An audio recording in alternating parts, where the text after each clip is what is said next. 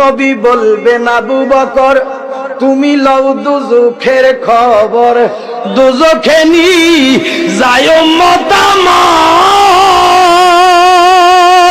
কোথায় বাবা ওসমান গনি তুমি লও কাউসারের পানি, উম্মতের করাও না আহার।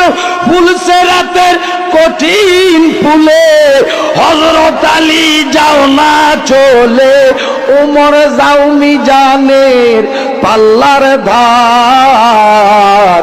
পাপী উম্মত কে করি কঠিন হাসরের দিনে আখেরি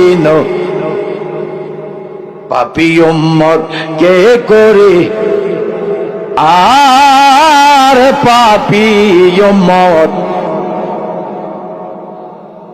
মারহাবা কর, মাশাআল্লাহ কর।